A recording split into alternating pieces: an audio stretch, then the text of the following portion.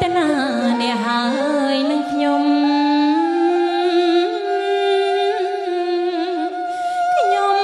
ឃ្លៀតនាងចាញ់ទៅអូរាជួលក្តៅសំដៅសងសឹកជូនណា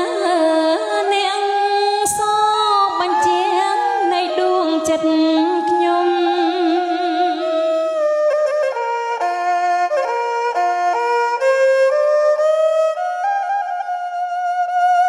ភ្នំពេញដួងព្រលឹងជាទីស្នេហា3ឆ្នាំខ្លោចផ្សាតែនាងរក្សាបានប្រវត្តិថ្លៃថ្លាអង្គអាចក្លាហានអ្នកតំណាងឲ្យបានដួងប្រលឹងខ្មែរធ្លាប់មានប្រវត្តិល្បីល្បាញក្នុងលោកដែរប្រលឹងជាតិខ្មែរឋិតថេរគង់វង្សជ្រកក្រោមលុបទង់ប្រាសាទអង្គរអើយឋិតថេរគង់វង្សជ្រកក្រោមលុបទង់ប្រាសាទអង្គរអើយអូភ្នំពេញអើយខ្ញុំជួបនាងវិញហើយទង់សោកនាងបានស្បើយអោដួងប្រលឹងអើយភ្នំពេញអើយអើយភ្នំពេញអើ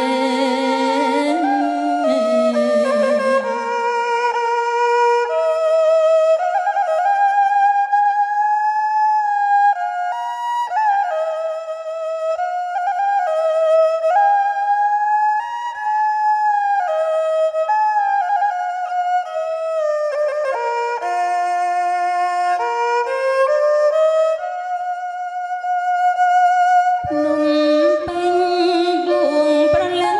ជាទីស្នេហា3ឆ្នាំខ្លោចផ្សាតែនាងរក្សាបានប្រវត្តិថ្លៃថ្លាអង្គអាចក្លាហានអ្នកតំណាងឲ្យបានដួងប្រលឹងខ្មែរធ្លាប់មានប្រវត្តិល្បីល្បាញក្នុងលោកដែរប្រលឹងជាតិខ្មែរឋិនថេរ